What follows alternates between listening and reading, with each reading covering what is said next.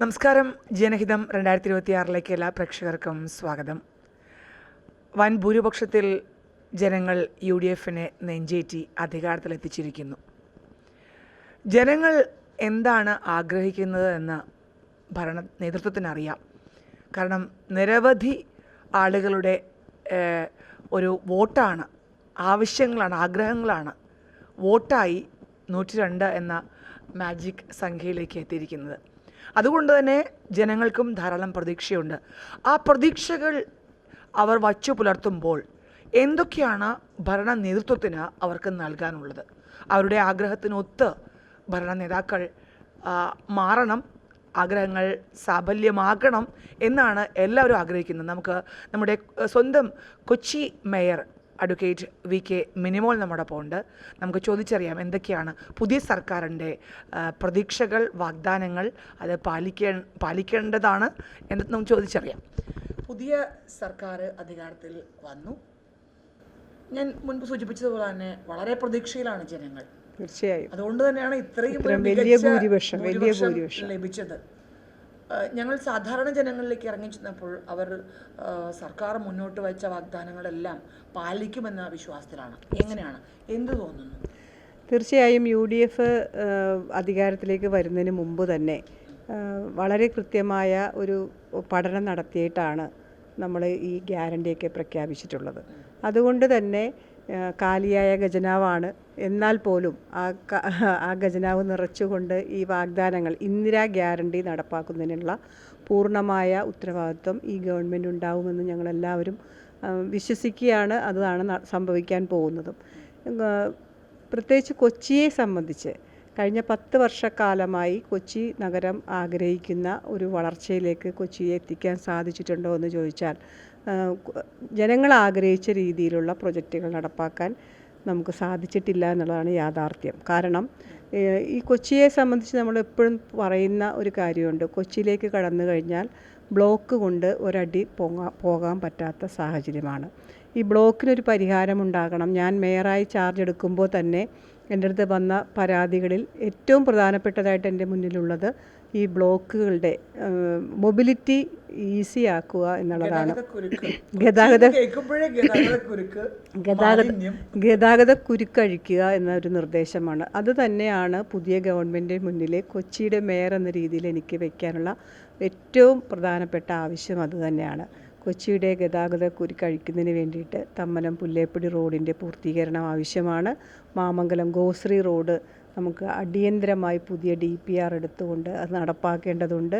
പള്ളുരുത്തി മേഖലയുമായി ബന്ധപ്പെട്ട് 40 അടി റോഡ് പൂർത്തീകരിക്കേണ്ടതുണ്ട്. അങ്ങനെയുള്ള ഒരു പാരലൽ റോഡ്, അതുപോലെ അറ്റ്ലാന്റിസ് ROB 5 വർഷമായിട്ട് ഒരു ഇഞ്ച് മുന്നോട്ട് പോകാത്തൊരു പ്രൊജക്റ്റാണ് അറ്റ്ലാന്റിസ് ROB വരേണ്ടതുണ്ട്.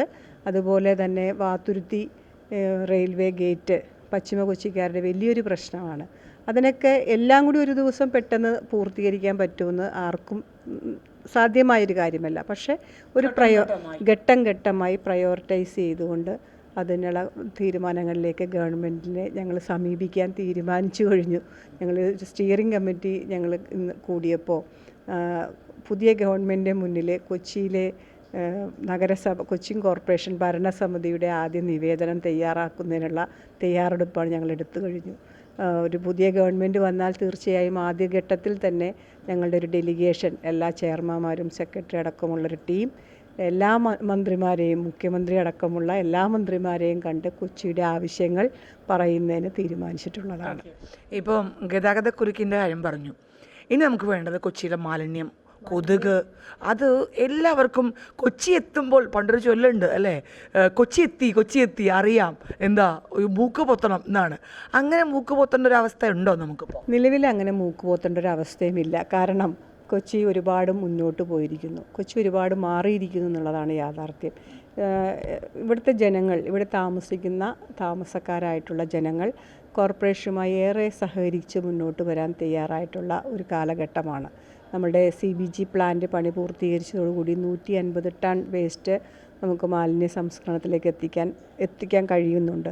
അതോടൊപ്പം തന്നെ പരിസര പ്രദേശങ്ങളിലെ മുനിസിപ്പാലിറ്റികളുടെയും പഞ്ചായത്തുകളുടെയും വേസ്റ്റ് കൂടി സംസ്കരിക്കുന്ന രീതിയിലേക്ക് കൊച്ചി നഗരസഭയുടെ വേസ്റ്റ് മാനേജ്മെൻറ്റ് സിസ്റ്റം ഉയർന്ന് പ്രവർത്തിക്കാനുള്ള ഒരു തയ്യാറെടുപ്പിലാണുള്ളത്. Government support അതിനാവശ്യമുണ്ട്. പക്ഷെ നമ്മൾ അനുഭവിക്കുന്ന വലിയ പ്രശ്നമെന്ന് പറയുന്നത് പ്ലാസ്റ്റിക് വേസ്റ്റിൻ്റെ മാനേജ്മെൻറ്റാണ്.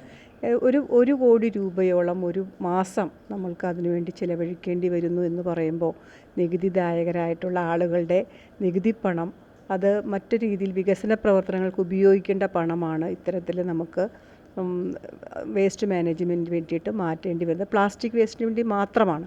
അപ്പോൾ അതിന് പര്യാപ്തമായ ഈ 1 കോടി രൂപയുടെ ചിലവ് കുറച്ച് കൊണ്ടുവരുന്നതിന് വേണ്ടിയിട്ടുള്ള പുതിയ പ്രൊജക്റ്റുകൾ നമ്മൾക്ക് കൊണ്ടുവരേണ്ടതുണ്ട്. പ്ലാസ്റ്റിക് മാനേജ്മെൻറ്റ്, ഇപ്പോൾ ഈ പ്ലാസ്റ്റിക് നമ്മൾ പ്രോപ്പറായിട്ട് ഡിസ്പോസ് എടുത്തില്ല എങ്കിൽ അത് കനാലുകളിലേക്കും റോഡ് വക്കിലേക്കും ഒക്കെ വലിച്ചെറിയും. പലപ്പോഴും കൊച്ചിയുടെ അത് കളക്ട് ചെയ്യുക എന്നുള്ളത് വളരെ ഇമ്പോർട്ടൻ്റ്. അതെ, അത് കളക്ട് ചെയ്തെടുക്കുന്നതിനോടൊപ്പം തന്നെ അത് പ്രോപ്പറായിട്ട് അതിൻ്റെ തരംതിരിച്ചുള്ള പുനരുപയോഗിക്കാവുന്ന സാധനങ്ങൾ പുനരുപയോഗിക്കണം. അല്ലാത്തത് പ്രോപ്പറായിട്ട് സിമൻറ്റ് കമ്പനികൾക്കൊക്കെ കൊടുത്തത് പ്രോപ്പറായിട്ട് ഡിസ്പോസ് ചെയ്യേണ്ടതുണ്ട്. അപ്പോൾ അതിനുള്ള ഒരു പ്ലാന്റ്, RDF പ്ലാന്റ് നമുക്കില്ല. നൂതനമായ സാങ്കേതിക വിദ്യകൾ ഇപ്പോൾ വന്നിട്ടുള്ളതാണ്. അപ്പോൾ അത്തരത്തിൽ ഗവൺമെൻറ്റുമായിട്ട് ആലോചിച്ച് ഒരു RDF പ്ലാന്റ് നമുക്ക് ബ്രഹ്മപുരത്ത് അടിയന്തരമായി വേണ്ടതാണ്. ഇത് റീസൈക്കിൾ ചെയ്ത് ഉപയോഗിക്കാനുള്ള പുതിയ പ്രൊഡക്റ്റുകളാക്കി മാറ്റാൻ അങ്ങനെയുള്ള ഉപകാരം ഉണ്ട്. അതായത് നമ്മളിപ്പോൾ പ്ലാസ്റ്റിക് കുപ്പികളൊക്കെ നമുക്ക് റീസൈക്കിൾ ചെയ്താൽ നല്ല വരുമാനം തന്നെ കിട്ടുന്നതാണ്. പക്ഷെ നിലവിൽ നമുക്ക് അങ്ങനെയുള്ള ഒരു സാഹചര്യം ഇല്ല. നമ്മൾ എല്ലാം കൂടി കൂട്ടിക്കുഴച്ച് കയറ്റിവിടുന്ന സിസ്റ്റമാണ്. അപ്പോൾ അതുകൊണ്ടിട്ട് തന്നെ തിരിച്ചുപയോഗിക്കാൻ പറ്റാവുന്ന കാര്യങ്ങൾ, ഇപ്പോൾ എല്ലാ പ്ലാസ്റ്റിക്കും നമുക്ക് ഒഴിവാക്കാൻ പറ്റില്ല. പ്ലാസ്റ്റിക് നമ്മുടെ ജീവിതത്തിൻ്റെ ഒരു ഭാഗമാണ്. അപ്പോൾ അതുകൊണ്ടാണ് പ്ലാസ്റ്റിക് നിർത്തണം എന്ന് പറഞ്ഞപ്പോൾ തന്നെ എല്ലാവർക്കും സങ്കടമായത്. അതെ, അപ്പോൾ നമുക്ക് മുഴുവനായിട്ട് നിർത്തുന്നതിന് കാലക്രമേണ ചിലപ്പോൾ പറ്റിയെന്നിരിക്കും. പക്ഷേ അടിയന്തര സാഹചര്യം നമുക്ക് പറ്റില്ല. അപ്പോൾ അതുവരെ നമുക്ക് ഉപയോഗിക്കാൻ പറ്റുന്ന പ്ലാസ്റ്റിക്കുകൾ ഉപയോഗിച്ചുകൊണ്ട് മറ്റ് ബൈ പ്രൊഡക്ട്സ് ഉണ്ടാക്കുന്നതിനെ കുറിച്ച് ഞങ്ങൾ ആലോചിക്കുന്നുണ്ട്. ഇപ്പോൾ നമുക്കറിയാം, ബ്രഹ്മപുരം അടക്കമുള്ള സ്ഥലങ്ങളിൽ മാലിന്യ കൂമ്പാരം ഇടയ്ക്കിടയ്ക്ക് അവിടെ കത്തുന്നു. കഴിഞ്ഞ പ്രാവശ്യങ്ങളിലൊക്കെ നമുക്ക് പരിസരവാസികൾക്ക് അസുഖങ്ങൾ, അതൊക്കെ ഒരു പരിധിവരെ പരിഹരിക്കാൻ സാധിക്കുമെന്ന് തോന്നുന്നു. അതായത് ബ്രഹ്മപുരത്തെ ടോട്ടൽ അവിടെ കൂട്ടിയിട്ടിരുന്ന പഴയ കാലങ്ങളിലുണ്ടായിരുന്ന പ്ലാസ്റ്റിക് വേസ്റ്റിൻ്റെ മല നമ്മളത് ഒരു 3-3.5 ടണ്ണും കൂടി ബയോമൈനിങ് ചെയ്താൽ ബ്രഹ്മപുരം ഫുള്ളായിട്ട് നമുക്കത് തീർക്കാനായിട്ട് സാധിക്കും. ഈ 3.5 ടൺ എന്നുള്ളത് ഈ കൗൺസിൽ അധികാരത്തിൽ വരുന്നതിന് മുമ്പ് തന്നെയുള്ള ഒരു ക്വാണ്ടിറ്റിയാണ്. അപ്പോൾ അതും കൂടി ഇപ്പോൾ ബയോമൈനിങ് ചെയ്ത് ലാൻഡ് നമുക്ക് തിരിച്ചെടുക്കുന്നതിന് വേണ്ടിയിട്ടുള്ള എഗ്രിമെൻറ്റ് സൈൻ ചെയ്ത് വർക്ക് തുടങ്ങിയിട്ടുള്ളതാണ്. മെയ് അവസാനത്തോടു കൂടി അത് പൂർത്തീകരിക്കുമെന്നാണ് അവർ പറഞ്ഞിരിക്കുന്നത്. അങ്ങനെയാണെങ്കിൽ നിലവിൽ നമുക്ക് ബ്രഹ്മപുരത്ത് ഇപ്പോൾ നമ്മൾ മെയിൻറ്റെയിൻ ചെയ്തിട്ടുള്ള മാസ്റ്റർ പ്ലാനിൽ വന്നിരിക്കുന്ന ഭാഗം ക്ലിയറാണ്. ആ ക്ലിയറായ സ്ഥലത്ത് ഇനി നമ്മൾ ഒരു പുതിയ മാലിന്യമല ഉണ്ടാക്കാൻ ഉദ്ദേശിക്കുന്നില്ല. പ്രോപ്പറായിട്ടുള്ള ഒരു waste management system Kochi corporation ഉണ്ടാവും. അത് ഗവൺമെൻറ് സഹായത്തോടു കൂടി തന്നെയായിരിക്കും അതിന് വരാൻ പോകുന്നത്. മറ്റൊരു കാര്യം, നമ്മുടെ വ്യാവസായിക നഗരമാണ് കൊച്ചി, അറിയാലോ. പ്രത്യേകിച്ച് കാക്കനാട് മേഖല സ്മാർട്ട് സിറ്റി വരുന്നു. അവിടെ IT കമ്പനികൾ, അങ്ങനെ കൂടുതൽ കാര്യങ്ങൾ കാക്കനാടേക്ക് വരികയാണ്. അപ്പോൾ ഗതാഗതക്കുരുക്ക് പ്രശ്നമുണ്ട്. സ്മാർട്ട് സിറ്റി, യുവാക്കൾക്ക് തൊഴിൽ സംരംഭം, എന്തൊക്കെയാണ് കൊച്ചിയുടെ മനസ്സിലുള്ളത്?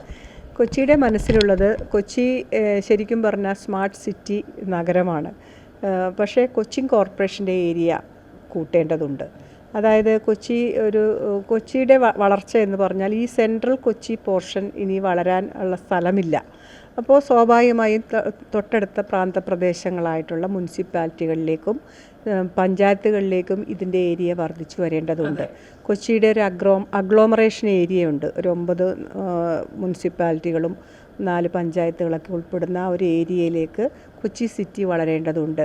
കൂടുതൽ വികസനങ്ങൾ പോകണം. അതുകൊണ്ട് തന്നെയാണ് കാക്കനാട് പ്രദേശം ഇപ്പോൾ ഒരു 10-20 കൊല്ലം മുമ്പ് ഉണ്ടായ കാക്കനാടല്ല ഇപ്പോഴത്തെ കാക്കനാട് എന്ന് പറയുന്നത്. തൃക്കാക്കര മുനിസിപ്പാലിറ്റി പ്രദേശങ്ങളൊക്കെ നമ്മളുടെ പുതിയ വളർച്ചയ്ക്ക് വേണ്ടിയിട്ട്, ഇപ്പോൾ പുതിയ ഫ്ലാറ്റുകളൊക്കെ കൂടുതൽ വരുന്നത് അവിടെയാണ്. ഗവൺമെൻറ് വരുന്നത് അവിടെയാണ്. ഹൈക്കോടതി പോലും കളമശ്ശേരി മുനിസിപ്പാലിറ്റി ഏരിയയിലേക്കാണ് മാറാൻ ആഗ്രഹിക്കുന്നത്. അപ്പോൾ ഈ കൊച്ചിൻ കോർപ്പറേഷൻ്റെ ഏരിയ ഒന്ന് വലുതാക്കേണ്ടതുണ്ട്. അങ്ങനെ വലുതാക്കുമ്പോൾ തീർച്ചയായും കൂടുതൽ ഡെവലപ്മെൻറ്റ്സിനുള്ള പ്ലാൻഡ് ആയിട്ടുള്ള കാര്യങ്ങൾ ചെയ്യുന്നതിനുള്ള കാര്യങ്ങൾ സ്ഥലം നമുക്ക് ലഭ്യതയുണ്ടാവും. നിലവിൽ കൊച്ചിൻ കോർപ്പറേഷനിൽ പരിമിതി വളരെയധികം ഉണ്ട്. ഇപ്പോൾ നമുക്ക് ലൈഫ് മിഷനിലെ ആൾക്കാർക്ക് വീട് വെച്ച് കൊടുക്കുന്നതിന് വേണ്ടിയിട്ട് പോലും സ്ഥലമില്ലാത്ത അവസ്ഥയാണ്. അപ്പം നമ്മൾ അതിനുവേണ്ടി അത് ഓവർകം ചെയ്തിട്ട് നമ്മൾ തീരുമാനിച്ചത് കൂത്താട്ടുകുളം, പെരുമ്പാവൂർ പോലെയുള്ള സ്ഥലങ്ങളിൽ സ്ഥലം മേടിക്കുകയാണ് കോർപ്പറേഷൻ ചെയ്തത്. എന്നിട്ട് അവിടെ നമ്മൾ അവരെ പുനരധിവസിക്കുകയാണ് ചെയ്തത്.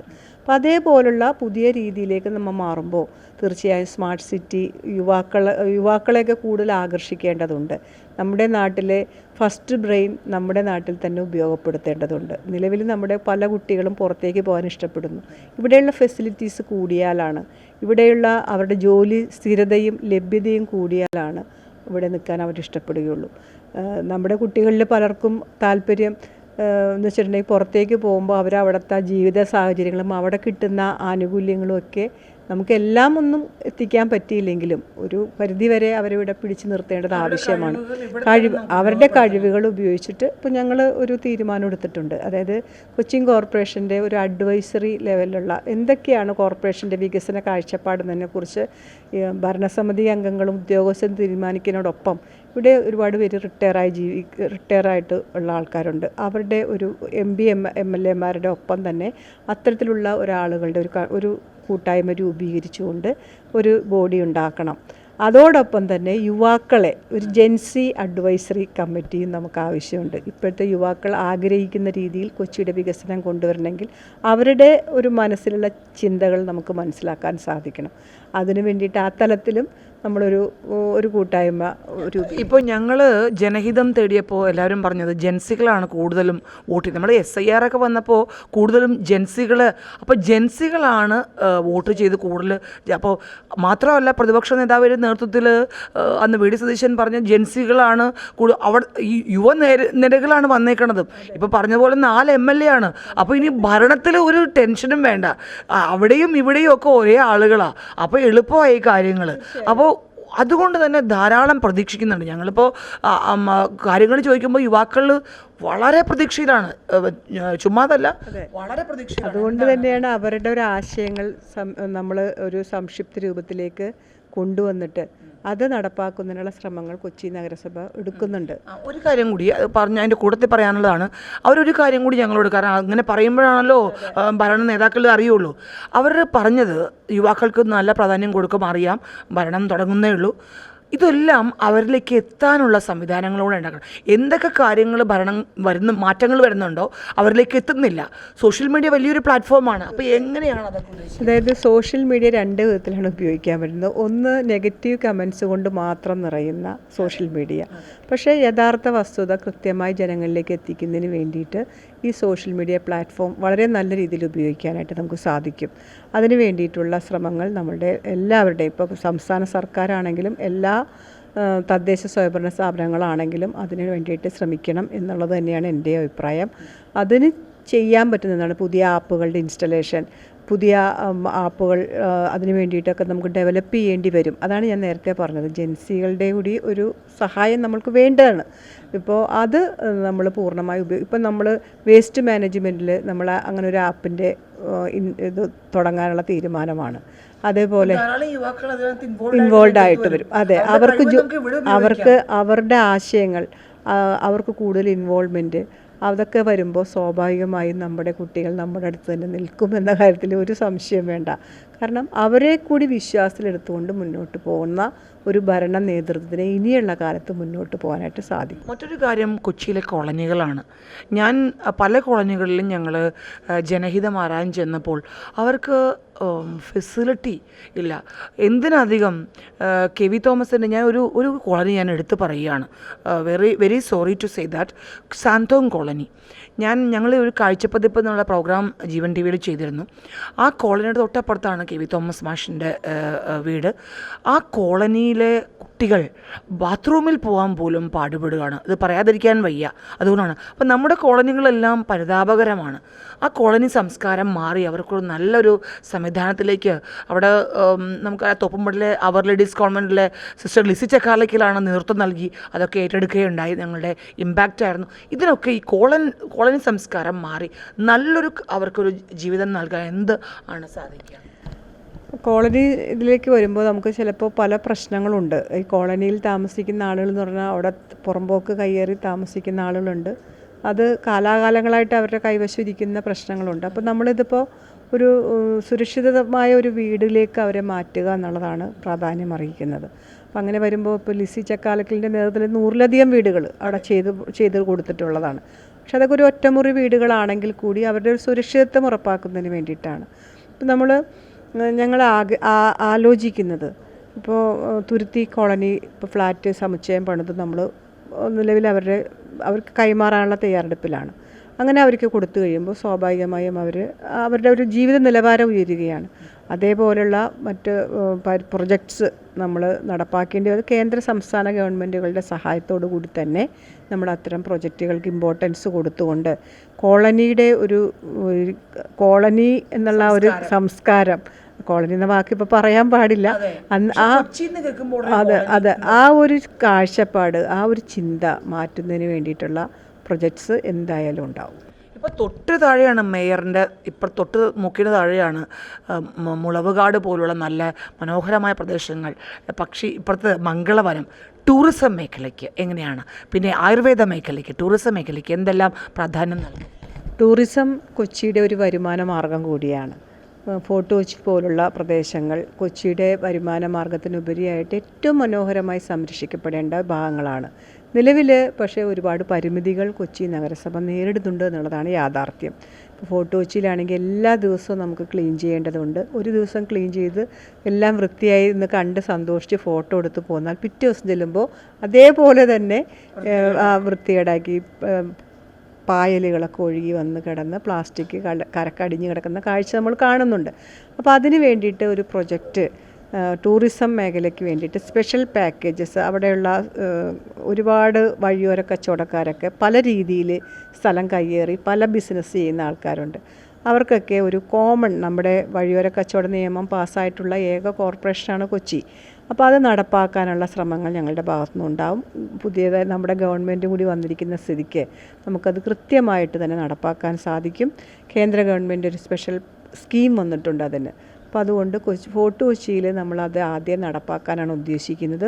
ഒരേ മാതൃകയിൽ കാഴ്ചയ്ക്ക് നമ്മൾക്ക് സൗന്ദര്യം നൽകുന്ന രീതിയിൽ അവിടെയുള്ള വഴിയോര കച്ചവടക്കാരെ പുനരധിവസിപ്പിക്കുന്ന രീതിയിലും വേസ്റ്റ് നിർമ്മാർജ്ജനത്തിന് വേണ്ടിയും ഒക്കെ ഒരു കാർബൺ ന്യൂട്രാലിറ്റി എന്നുള്ള കൺസെപ്റ്റ് അടക്കം ഫോർട്ട് കൊച്ചിക്ക് വേണ്ടി തയ്യാറാവുകയാണ്. അത് ഈ വർഷം അവസാനത്തോടു കൂടി അത് ഇംപ്ലിമെൻറ്റ് ചെയ്യുന്ന രീതിയിലേക്ക് വരും. വലിയ വലിയ സ്വപ്നങ്ങളാണ് മേയറിൻ്റെ മനസ്സിലുള്ളത്. അതെ, അതുപോലെ തന്നെയാണ് ആരോഗ്യ മേഖല. നമുക്കറിയാം, ഇപ്പോൾ ഉമ്മൻചാണ്ടി സർക്കാർ കൊണ്ടുവന്ന കാരുണ്യ പദ്ധതി അതൊക്കെ നിലച്ച മട്ടാണ്. ക്യാൻസർ രോഗികൾ ഒരു വശത്ത്, ബാക്കി സ്ത്രീകളുടെ വിഷമങ്ങൾ ഒരു വശത്ത്.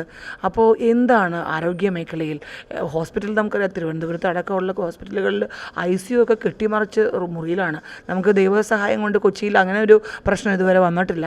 എന്താണ് ആരോഗ്യ മേഖലയ്ക്ക് ഉദ്ദേശിക്കുന്നത്? മരുന്നുകൾ കിട്ടാതെ സാധാരണക്കാർ വലയുകയാണ്. അതായത് ഇതിനൊരു പരിഹാരം എന്ന രീതിയിലാണ് കേന്ദ്ര സർക്കാരിൻ്റെ നഗരാരോഗ്യ കേന്ദ്രങ്ങൾ കൊച്ചി നഗരസഭ നടപ്പാക്കിയിരിക്കുന്നത്. നമ്മൾക്ക് നിലവിൽ 13 ഹെൽത്ത് സെൻറ്ററുകളുണ്ട്. അതായത് ഹെൽത്ത് മെഡിക്കൽ ഓഫീസർ അടക്കമുള്ള ലാബ് സൗകര്യം, സൗജന്യമായിട്ട് ലാബ് സൗകര്യം അടക്കമുള്ള സൗകര്യങ്ങൾ നമുക്ക് 13 അതോടൊപ്പം തന്നെ 38 ഡിവിഷനുകളിൽ നമ്മൾ കഴിഞ്ഞ കൗൺസിലും ഈ കൗൺസിലും ഇപ്പോൾ നമ്മൾ അവസാനത്തെ ഒരു 7 നമ്മളിപ്പോൾ വന്നതിന് ശേഷം പൂർത്തീകരിച്ചിട്ടുണ്ട്. അപ്പോൾ അങ്ങനെ 38 ഡിവിഷനുകളിൽ സ്വന്തമായിട്ട് ക്ലിനിക്ക് നമുക്കുണ്ട്. വൈകുന്നേരം 1 മണി മുതൽ വൈകിട്ട് 7 മണി വരെ അവിടെ ഒരു മെഡിക്കൽ ഓഫീസറും ഫാർമസിസ്റ്റും 2 നേഴ്സുമാരും ഉള്ള ഒരു സംവിധാനം ഇപ്പം നമുക്ക് ആക്കുവാൻ സാധിച്ചിട്ടുണ്ട്. അവിടെ നമ്മൾ മരുന്ന് ഫ്രീ ആയിട്ടാണ് കൊടുക്കുന്നത്. അപ്പോൾ നമ്മളുടെ ഒരു കൺസെപ്റ്റ്, അതായത് ഈ ആരോഗ്യ മേഖലയിലുള്ള കൺസെപ്റ്റ് എന്ന് പറഞ്ഞാൽ ചെറിയ ഒരു അസുഖം വരുമ്പോൾ, ഇപ്പോൾ ബിസിനസ്സായിട്ട് വളർന്നുകൊണ്ടിരിക്കുന്ന ആരോഗ്യ മേഖല നമുക്കൊന്ന് പിടിച്ചു നിർത്താൻ ശ്രമിക്കുകയാണ്. ചെറിയൊരു പനിയോ അല്ലെങ്കിൽ ആദ്യഘട്ടത്തിലൊരു അസുഖം വരുമ്പോൾ നമ്മൾ ഈ ഹെൽത്ത് സെൻറ്ററുകളെ, നമ്മുടെ വെൽനസ് സെൻറ്ററുകളെ ആശ്രയിക്കണം. അവിടെയുള്ള ഡോക്ടറുമായി കൺസൾട്ട് ചെയ്ത് നിങ്ങൾ മരുന്ന് വാങ്ങിക്കണം. അവിടെ മരുന്ന് ഫ്രീ ആണ്. നിങ്ങളവിടെ ചെന്നാൽ മതി. ഡോക്ടർ ഫീസ് ഒന്നുമില്ല. നിങ്ങൾ ചെന്ന് മരുന്ന് വാങ്ങിച്ചുകൊണ്ട് എത്തിക്കണം. അതിൻ്റെ ഒരു പ്രചരണം നമ്മൾ കൂടുതലായിട്ട് കൊടുക്കേണ്ടതുണ്ട്. അവിടെ വാങ്ങിക്കുക. ഒരാഴ്ച അല്ലെങ്കിൽ 2 ദിവസം നിങ്ങൾ നോക്കുക അസുഖം കുറയുന്നുണ്ടോ എന്നുള്ളത്. അസുഖം കുറയുന്നില്ല എങ്കിൽ നിങ്ങൾ അവിടെ തന്നെ ചെല്ലുക. അവിടെ നിന്ന് നിങ്ങളെ പ്രൈമറി ഹെൽത്ത് സെൻറ്ററിലുള്ള, അതായത് കുറച്ചും കൂടി ലാബ് സൗകര്യങ്ങളൊക്കെയുള്ള, അതും ഫ്രീ ആണ്, മുഴുവൻ ഫ്രീ ആണ്, മെഡിസിൻ അടക്കം ഫ്രീ ആണ്. അവിടെ ചെല്ലുക, കേൾക്കണം, ജനങ്ങൾ അറിയണം. ഞാൻ പറയാനുള്ള കാര്യം, ആസ്റ്റർ പോലുള്ള, രാജഗിരി പോലുള്ള, കാരണം ഹൈടെക് ഫെസിലിറ്റി ഉള്ളവർക്ക് പാവങ്ങൾക്ക് പോകാനുള്ള സൗകര്യമില്ല. എല്ലായിടത്തും അറിയാം, എല്ലാം എയർ കണ്ടീഷനാക്കി, എല്ലാം എയർ കണ്ടീഷനാണ്, ഫുൾ ബിസിനസ്സാണ്. സാധാരണക്കാർക്ക് ഒന്ന് ചെന്നാൽ അവർക്ക് ആ ചികിത്സ ചെലവ് താങ്ങാൻ പറ്റാത്ത രീതിയിലാണ് പോയിക്കൊണ്ടിരിക്കുന്നത്. അപ്പോൾ നമ്മൾ അതിന് വേണ്ടിയിട്ടൊരു ശ്രമം നടത്തുകയാണ്. ആദ്യം നമ്മൾ വെൽനസ് സെൻറ്ററുകളിൽ പോകുന്നു, അത് കഴിഞ്ഞിട്ട് പ്രൈമറി ഹെൽത്ത് സെൻറ്ററിൽ പോകുന്നു. അവിടെ നിങ്ങൾക്ക് മാറിയില്ല എങ്കിൽ അവിടെ നിന്ന് നിങ്ങൾക്ക് ജനറൽ ഹോസ്പിറ്റലിലേക്ക് നിങ്ങൾക്ക് കറക്റ്റായിട്ട്, ഇപ്പോൾ അതല്ല അവിടെ പറ്റുന്നില്ല എങ്കിൽ നമ്മുടെ മെഡിക്കൽ കോളേജുകളിലേക്ക്, അതൊരു സിസ്റ്റമാണ് കൊണ്ടുവരുന്നത്. അപ്പോൾ എല്ലാത്തിലും നമ്മൾ നേരെ ചെന്നിട്ട് ഇപ്പോൾ പ്രൈവറ്റ് ഹോസ്പിറ്റലിനെ ആശ്രയിക്കുക എന്ന രീതി മാറിയിട്ട് ചെറിയ ചെറിയ അസുഖങ്ങളൊക്കെ വരുമ്പോൾ ഈ ഗവൺമെൻറ് പ്രൈമറി ഹെൽത്ത് സെൻറ്ററുകൾ ഓരോ ഡിവിഷനിലും നമ്മൾ ഒരു പ്രൊവിഷൻ കൊടുത്തിരിക്കുകയാണ്. അവിടെയുള്ള സംവിധാനങ്ങൾ നിങ്ങൾ ഉപയോഗപ്പെടുത്തുന്ന രീതിയിലേക്ക്, അവിടെ മരുന്ന് ഫ്രീ ആണ്, അത്യാവശ്യമുള്ള മെഡിക്കൽ ഇപ്പം നമ്മൾ അടുത്തൊരു ഘട്ടത്തിൽ അവിടെ ലാബ് സിസ്റ്റം കൂടി കൊണ്ടുവരാൻ ആഗ്രഹിക്കുകയാണ്. കഴിഞ്ഞ സർക്കാരിൻ്റെ കാലത്ത് കണ്ടതാണ്, പറയാതെ പോകാൻ പറ്റില്ല, നഴ്സുമാരുടെ സമരം, ആശാവർക്കർമാരുടെ സമരം. അപ്പോൾ ഇനി പുതിയ ഗവൺമെൻറ് രണ്ടുപേരും അവിടെ ഇവിടെ ഒന്നാണ്. അപ്പം നഴ്സുമാരിപ്പോൾ ആരോഗ്യമേഖല പറഞ്ഞതുകൊണ്ടാണ്, നഴ്സുമാർ ധാരാളം ബുദ്ധിമുട്ടുന്നുണ്ട്. നമുക്കറിയാം, അടിസ്ഥാന ശമ്പളം 20,000 ആക്കി, പക്ഷെ അവർക്ക് അതുകൊണ്ട് പറ്റില്ല, വെറും കൂലിപ്പണിക്കാർക്ക് തരുന്നുണ്ട് ഇപ്പോൾ. അപ്പോൾ എങ്ങനെയാണ് അവരുടെയൊക്കെ ഇതൊക്കെ മാറ്റങ്ങൾ? അതൊക്കെ ഗവൺമെൻറ് തലത്തിലെടുക്കുന്ന തീരുമാനങ്ങളാണ്. പക്ഷേ അങ്ങനെ ഒരു തീരുമാനം ഗവൺമെൻറ്റിന് എടുക്കുന്നതിന് വേണ്ടിയിട്ടുള്ള ഒരു സപ്പോർട്ട്, ഒരു സമ്മർദ്ദം കൊച്ചി നഗരസഭയുടെ ഭാഗത്തുനിന്ന് ഉണ്ടാവും. അതിപ്പോൾ ഞങ്ങൾക്കും ആ പ്രശ്നമുണ്ട്. ഇങ്ങനെ ഒരു ബേസിക് സാലറി കുറവാക്കി നിശ്ചയിച്ചേക്കണമുണ്ട്. പലപ്പോഴും നമ്മൾ ഡെയിലി വേജസിന് കോൺട്രാക്റ്റ് ബേസിനൊക്കെ ആളെ നോക്കുമ്പോൾ ആളുകൾ വരുന്നില്ല. അപ്പോൾ ജനങ്ങൾക്ക് സൗകര്യങ്ങൾ ഒരുക്കി കൊടുക്കുക എന്ന പ്രാഥമികമായ ഉത്തരവാദിത്തം നിറവേറ്റുന്നതിന് വേണ്ടിയിട്ട് അവരുടെ ബേസിക് സാലറി ഉയർത്തേണ്ടതാണെങ്കിൽ ഉയർത്തണം. ഡോക്ടേഴ്സിനെ പോലും കിട്ടി. ഇപ്പോൾ 38 വെൽനസ് സെൻ്ററുകൾ ഞങ്ങൾ റൺ ചെയ്യുമ്പോൾ ഞങ്ങൾക്കറിയാം ഡോക്ടേഴ്സിനെ കിട്ടാൻ വളരെ പ്രയാസം ഞങ്ങൾ അനുഭവിക്കുന്നുണ്ട്. അപ്പോൾ അതൊക്കെ ഒഴിവാകണമെങ്കിൽ ഒരു ബേസിക് സാലറി ഉയർത്തേണ്ടതുണ്ട്. അതെ, പോവുകയാണ്. അപ്പോൾ നല്ല ആളുകളെ കിട്ടണമെങ്കിൽ അതനുസരിച്ച് ശമ്പളം കൊടുക്കേണ്ടി വരും. അത് കൊടുക്കാനുള്ള ഫെസിലിറ്റീസ് നമ്മൾ ഉണ്ടാക്കണം. ഗവൺമെൻറ് അതിനുള്ള അനുസരിച്ചുള്ള മാറ്റങ്ങൾ, നിയമങ്ങളിലുള്ള ആവശ്യമായ മാറ്റങ്ങൾ വരുത്തേണ്ടതുണ്ട്. ഇനി ഒരു കാര്യം കൂടി പറയാനുണ്ട്. അതായത് പുതിയ ഗവൺമെൻറ് വന്നിരിക്കുകയാണ്. കൊച്ചി വിശപ്പ് രഹിത കൊച്ചി എന്ന രീതിയിൽ നമ്മൾ തുടങ്ങിയിട്ടുള്ള ഇന്ദിരാ ക്യാൻറ്റീൻ അത് UDFൻ്റെ മാനിഫെസ്റ്റോയിലുള്ള ആദ്യത്തെ ക്യാൻറ്റീനാണ് തുടങ്ങിയത്. വളരെ സക്സസ് ആയിട്ട് മുന്നോട്ട് പോകുന്ന ഒരു ക്യാൻറ്റീനാണ്. ഒരു മാസം കൊണ്ട് 25,000 സെറ്റ് ഇഡ്ഡലിയും 17,000 ചില്ലാനം വരുന്ന കഞ്ഞി, ഉച്ചയ്ക്ക് കൊടുക്കുന്ന കഞ്ഞിയും വൈകുന്നേരം 32,000 ചപ്പാത്തി സെറ്റും വിതരണം ചെയ്തു ഒരു മാസം എന്ന് പറയുമ്പോൾ ഈ ആളുകൾ അത് നെഞ്ചോട് ചേർത്ത് ഒരു പ്രൊജക്റ്റാണ് അത്. സത്യത്തിൽ അത് അത്തരം സ്ഥാപനങ്ങൾ, അത്തരം ഇന്ദിരാ ക്യാൻറ്റീൻ പോലുള്ള ഒരു ഫെസിലിറ്റി ഈ കേരളത്തിൽ മുഴുവൻ വരേണ്ടതാണ്. കാരണം അത് സാധാരണക്കാരായ ആളുകൾക്ക് ദിവസം 50 രൂപ ചെലവഴിച്ചുകൊണ്ട് ചെയ്യാനായിട്ട് നമ്മൾ വിശപ്പ് അകറ്റാൻ ഒരു ശ്രമം നടത്തുകയാണ്. അത് ചെയ്യുമ്പോൾ നമ്മൾക്കൊരു സപ്പോർട്ട് ആവശ്യമാണ്, ഗവൺമെൻറ് സപ്പോർട്ട് ആവശ്യമാണ്. നമ്മൾ CSRും അല്ലാതെയൊക്കെ നമ്മൾ ശ്രമിക്കുന്നുണ്ട്, അത് റൺ ചെയ്ത് കൊണ്ടുപോകുന്നുണ്ട്. ക്രോസ് സബ്സിഡി മെത്തേഡ്, കൂടുതൽ വില കൂടിയ ആഹാര സാധനങ്ങൾ അവിടെ വിറ്റിട്ട് അതിൻ്റെ പ്രോഫിറ്റ് കൊണ്ടൊക്കെ ക്രോസ് സബ്സിഡി മെയിൻറ്റെയിൻ ചെയ്ത് പോകാൻ ശ്രമിക്കുന്നുണ്ട്. പക്ഷേ ഈ ജനകീയ ഹോട്ടലുകൾ, ഇങ്ങനെയുള്ള വിശപ്പ് രഹിത കൊച്ചി പോലുള്ള പ്രൊജക്റ്റുകൾ നിലനിൽക്കണമെങ്കിൽ ഗവൺമെൻറ് ഒരു സപ്പോർട്ട് ആവശ്യമാണ്. അപ്പോൾ ഒരു സബ്സിഡി എമൗണ്ട് ആവശ്യമാണ്. കുടുംബശ്രീ പ്രസ്ഥാനങ്ങൾ കൂടുതലായിട്ട് മുന്നോട്ട് വരേണ്ടതുണ്ട്. അതിന് വേണ്ടിയിട്ടുള്ളൊരു സമ്മർദ്ദവും കൊച്ചി നഗരസഭയുടെ ഭാഗത്തുനിന്നുണ്ടാവും. ഇപ്പോൾ പുതിയ സർക്കാർ എന്ന് പറയുമ്പോൾ സ്വന്തം സർക്കാരാണ്. അപ്പോൾ എന്തൊക്കെയാണ് സർക്കാരിൻ്റെ ഭരണ നേട്ടങ്ങളായി കാണേണ്ടതും കരുതേണ്ടതും ആഗ്രഹങ്ങളും എങ്ങനെയാണ്? അതായത് ഈ കഴിഞ്ഞ 10 വർഷക്കാലം കേരളം കണ്ട ഒരു ഭരണം എന്ന് പറഞ്ഞാൽ ഒരു ഏകാധിപത്യ ഭരണമായിരുന്നു. ഏകാധിപത്യ ഭരണത്തിലുണ്ടാകുന്ന പ്രശ്നങ്ങൾ കഴിഞ്ഞ ഭരണത്തിലുണ്ടായിട്ടുണ്ട്. അതായത് എല്ലാവരുടെയും ആശയങ്ങൾ ഒരുമിച്ച് ചേരുമ്പോഴാണ് പുതിയ നവീനമായ തുടക്കം കുറിക്കാൻ സാധിക്കുകയുള്ളൂ. പ്രത്യേകിച്ചും ഇപ്പോഴത്തെ നമ്മുടെ MLA-മാരായിട്ട് ജയിച്ചിട്ടുള്ള ആളുകൾ ഒരുപാട് അനുഭവ സമ്പത്തുള്ള ഒരുപാട് നല്ല ലീഡേഴ്സുണ്ട്. എല്ലാവരും കൂടിച്ചേരുന്ന ഒരു നല്ല ഭരണം അത് കേരളത്തിന് ഏറ്റവും ഗുണകരമായ ഒരു ഭരണമായിരിക്കുമെന്ന കാര്യത്തിൽ ഒരു സംശയം വേണ്ട. അപ്പം മറ്റൊരു കാര്യം കൂടെ പറയാനുള്ളത്, സതീശൻ പ്രതിപക്ഷ നേതാവിൻ്റെയൊക്കെ സതീശൻ്റെയൊക്കെ വളരെ ആഗ്രഹങ്ങളായിരുന്നു സ്ത്രീകൾക്ക്. ഞാൻ ഒരു ഇൻ്റർവ്യൂവിൽ അദ്ദേഹം സംസാരിച്ചപ്പോൾ പറയുണ്ടായി, സ്ത്രീകൾക്ക് വലിയ പരിഗണന കൊടുക്കാൻ ഇത്തവണ പറ്റിയില്ല. പക്ഷേ അദ്ദേഹം വരുമ്പോൾ വളരെ മാറ്റങ്ങൾ വരുന്നു. സ്ത്രീകൾക്ക് ഒരു പരിഗണന വേണ്ടതല്ലേ സഭയിലും എല്ലായിടത്തും? തീർച്ചയായും സ്ത്രീകൾ, നമുക്കറിയാം തദ്ദേശ സ്വയംഭരണ സ്ഥാപനങ്ങളിലേക്ക് 50% വന്നപ്പോൾ പലരും പല കോണുകളിൽ നിന്നും പല വിമർശനങ്ങളും ഉന്നയിച്ചു. പക്ഷേ ധൈര്യപൂർവ്വം ഞങ്ങൾക്ക് പറയാൻ സാധിക്കും, വളരെയേറെ മികച്ച മുന്നേറ്റം നടത്താൻ സ്ത്രീകൾക്ക്, ഭരണാധികാരികളായിട്ടുള്ള സ്ത്രീകൾക്ക് സാധിച്ചിട്ടുണ്ട്. അത് നമുക്ക് പ്രൂവ് ചെയ്യാൻ സാധിച്ചിട്ടുള്ളതാണ്. കൂടുതൽ അവസരങ്ങൾ കിട്ടേണ്ടതാണ്. കൂടുതൽ അവസരങ്ങൾ കിട്ടുമ്പോൾ അതനുസരിച്ചുള്ള മുന്നേറ്റം കേരളത്തിലുണ്ടാവും. അതോടൊപ്പം പറയേണ്ട ഒരു കാര്യം കൂടിയുണ്ട്. നമ്മൾ സംവരണം എന്നുള്ളത് കൊണ്ട് സംവരണത്തിലേക്ക് മാത്രം ശ്രദ്ധിക്കാതെ കഴിവ് കൊണ്ട് പ്രവർത്തിച്ചുകൊണ്ട് ഈ മേഖലയിലേക്ക് കടന്നു വരാൻ സ്ത്രീകൾ തയ്യാറാവണം. അപ്പോൾ നമ്മൾക്ക് കഴിവ് തെളിയിക്കാനുള്ള അവസരങ്ങൾ, നിരവധിയായ അവസരങ്ങൾ നമ്മളുടെ സമൂഹത്തിലുണ്ട്. നമ്മൾ പെട്ടെന്നൊരു ദിവസം പൊളിറ്റിക്സിലേക്കാണെങ്കിലും സാമൂഹ്യ പ്രവർത്തനത്തിലേക്കാണെങ്കിലും കടന്നു വന്നുകൊണ്ട് വലിയ മാറ്റങ്ങൾ വരുത്താൻ നമുക്ക് സാധിക്കില്ല. പക്ഷേ എക്സ്പീരിയൻസ് ഒരു ഫാക്ടറാണ്. അപ്പോൾ അതിന് വേണ്ടിയിട്ട് നമ്മൾക്ക് കിട്ടുന്ന അവസരങ്ങൾ കൃത്യമായി വിനിയോഗിച്ചുകൊണ്ട് കൃത്യമായ രീതിയിൽ നമുക്ക് ചെയ്യാൻ സാധിക്കുമെന്ന് സമൂഹത്തെ ബോധ്യപ്പെടുത്തുക എന്നുള്ളതാണ് വലിയ കാര്യം. അവസരങ്ങൾ കിട്ടിയിട്ടുള്ള വനിതകളെല്ലാം അതിനുവേണ്ടി ശ്രമിക്കണം. ഞാൻ ഉൾപ്പെടെ അതിനുവേണ്ടി ശ്രമിക്കുകയാണ്. കിട്ടിയ സമയം കൊണ്ട് നല്ല രീതിയിൽ ജനങ്ങൾക്ക് ഉപകാരപ്രദമായ കാര്യങ്ങൾ ചെയ്തുകൊണ്ട് നന്നായിരുന്നു നമ്മുടെ ഭരണം എന്ന് പറയിപ്പിക്കണം. അതാണ് ഞങ്ങളുടെ ആഗ്രഹം. അങ്ങനെയാണെങ്കിൽ മാത്രമാണ്, ഇപ്പോൾ 2 ഊഴം കഴിഞ്ഞു അവർ പോയപ്പോൾ 3-ാം ഊഴം കാത്തിരുന്ന് നൽകിയില്ല, ഒരു 3-ാം ഊഴം പ്രതീക്ഷിച്ചു. തീർച്ചയായും കൊച്ചിൻ കോർപ്പറേഷൻ ഇപ്പോൾ ഞങ്ങൾ ഭരണത്തിൽ വരുമ്പോൾ ഞങ്ങളുടെയൊക്കെ എൻ്റെ മനസ്സിൽ ഞാൻ തീരുമാനിച്ചിരിക്കുന്നത് അടുത്ത പ്രാവശ്യവും കോർപ്പറേഷനിൽ UDF വരണമെന്നാണ്.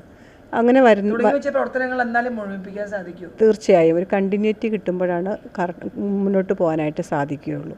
അതേപോലെ തന്നെയാണ് എനിക്ക് ഉറപ്പാണ്, കോൺഗ്രസ് UDF നേതൃത്വം നൽകുന്ന ഈ പുതിയ സർക്കാർ ഇനി തിരിച്ചു ഭരണം കൊടുക്കാത്ത വിധത്തിൽ മുന്നോട്ട് പോയേ പറ്റൂ. തീർച്ചയായും ഇപ്പോൾ മേയർ പറഞ്ഞതുപോലെ തന്നെ, അതായത് ഇനി ഇവിടെയും ഭരണം ഒരേപോലെ ആവുമ്പോൾ ഈസിയാണ് കാര്യങ്ങൾ. അതുതന്നെയാണ് ജനങ്ങളും പ്രതീക്ഷിക്കുന്നത്. അപ്പോൾ ഒരു 2-ാം ഊഴം 3-ാം ഊഴം അങ്ങനെ കിട്ടട്ടെ എന്ന് ആശംസിക്കാം. കാരണം നല്ല പ്രവർത്തനങ്ങൾ കാഴ്ചവെക്കുമ്പോൾ ജനങ്ങൾ തീർച്ചയായും അതിന് ഉത്തരം നൽകും. അത് നമുക്ക് കാത്തിരിക്കാം. വലിയ വലിയ സ്വപ്നങ്ങളാണ് കൊച്ചിയുടെയും ഒപ്പം കേരളത്തിൻ്റെയും നേതാക്കളുടെയും എല്ലാവരുടെയും ജനങ്ങളുടെയും മനസ്സിലുള്ളത്. അതെല്ലാം നിറവേറ്റാൻ സാധിക്കട്ടെ. വാഗ്ദാനങ്ങളെല്ലാം പാലിക്കാൻ നമ്മുടെ ഭരണകർത്താക്കൾക്കാവട്ടെ എന്ന് ആശംസിക്കുകയാണ്. Thank you so much. നമസ്കാരം.